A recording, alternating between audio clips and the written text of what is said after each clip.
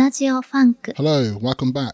On today's show, I'm really proud to present a special guest. It's been a long time coming to have him on the show. Ladies and gentlemen, please present a warm welcome for Buscrates. Yo, what's up? Yeah, man, welcome to the show. Thanks for having me, man, for real. Yes, the day has finally come. It's here. We're here.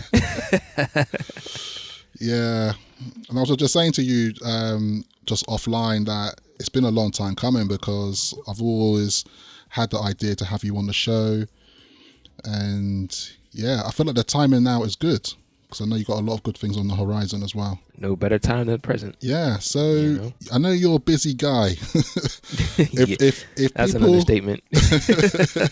if people follow you on Instagram or social media, or even a good follower, subscriber on your Twitch channel, I know that you keep yourself very busy. Very busy. Yes, every especially these last couple of weeks. It's been pretty much like almost every day. Yeah, every day. But that's good though. I love it. I like to stay busy. I like to stay active. I just keep going. I take a little bit of a break, then I get up and I get back on the horse and do my thing. Nice. Yeah.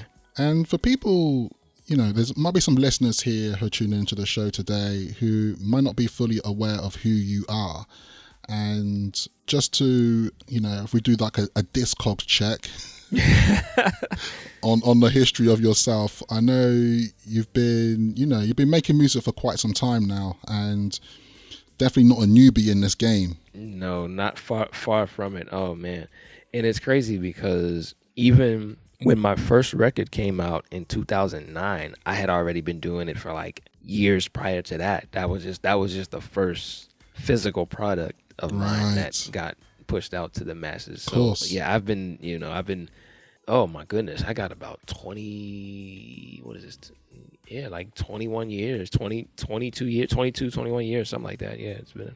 Wow. I've been doing this for a long time. Yeah. It just took a while for me. Like, I feel like now I have my sound. There is a Buscrates sound. You could hear something on the sounds like Buscrates. Whereas before, I was, learning so many different things and trying out so many different things on different machines. And, then I finally found the particular nucleus that makes up my sound. So, yeah. Yeah. And we definitely want to talk about the different gear you have, because what I'm also fascinated about yourself is that you have such a passion for it and all in the details, man. Like, I think I saw the other day you got a new little Casio going on. I was like, oh yeah, I got the little. You know what's crazy? I had one of those back in 2006. Right. And I think somehow I might have traded it or got rid of it. I'm like, dang, why did I do that? And I woke up one morning and I looked on the little local listing. We have this thing here called Craigslist. Right. Because my friend and I, we would get up in the morning and go out looking for records, and we would go, we go see who's got what or whatever. And I just happened to see this dude had all this gear. I was like, wait a minute, let me go over there. And I went in there. That Casio VL Tone was like damn near brand new in the box. It has the box, the packaging, the paperwork, and the actual little case that came with it. And yeah, it looked like it just come off the shelf. Yeah, there was no way I was leaving that. Man, got lucky there. Yeah, I did. I can't wait to run it through some effects pedals and have some fun with it. I might even do that today, just to mess around. Just add it to the list. Yep. Yeah, man. Yeah, I'm always impressed with your setup and such. And I know we're getting to a lot of things later about some recent things that you've been doing. And I know I saw some clips of you working in your studio on Serato Studio and things like that. Yes, indeed. Yeah, that looks great, man. That looks great. Yep, fun times.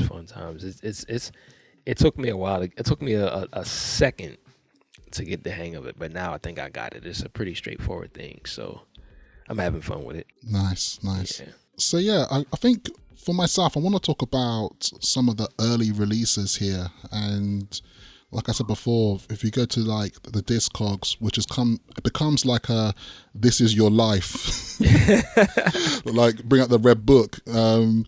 But yeah, when I'm looking at crazy, let me say this though. I think even with the Discogs listing, I think there might be some stuff missing in there that either just wasn't listed, or it might even be stuff that I forgot that I did. I've done so much. It's like, oh, wait a minute. Yeah, I did that.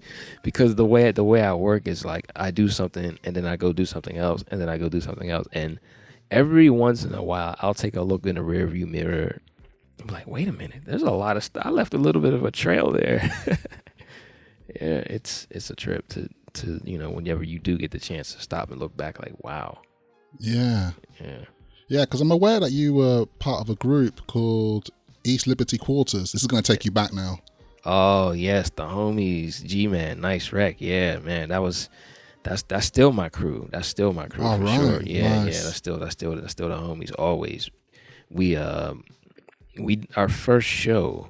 We did a show back in October of 2011. We got to open up for Dame Funk. Oh my goodness, it was nice. It was amazing. Nice. Yeah. Yeah, because it's quite funny because I can't remember how I originally come across, because it's one of those things where I must have come across East Liberty Quarters and then realizing, oh, you're part of that group. And I was just like, what? And then obviously it started making sense because I started listening to the production, listening even closer, and I was like, yeah, this has got Buscrates written all over it kind of thing. But I think it might have been through a mutual friend of ours, actually, Walla P. Walla P, yo, man, that dude right there. I got to experience Montreal because of that dude. He brought me up there for the Voyage Fantastique thing back in 2015. One of the most memorable things that I had ever done. It was fantastic. Montreal is such a wonderful, wonderful city. I can't wait to go back. It's been 7 years now since I've been there. But yeah, he brought me up there. We rocked the party, dug for some records. He found a record that I wanted, and I was kind of, but not like mad, but just, you know how it is when you're digging with your homie. It's like there's a record you got in your head, and then like he pulls that record one crate over. It's like, dang. I'm sure he remembers that too, because I remember that was it's like yo. Yeah, that was so much fun, man. I need to get back up there. Yeah. Shout out to Walla P. That's the homie. Big shout out to him. I know he's been trying to get me out there as well, and I'm like, the day will come. I have to visit, definitely.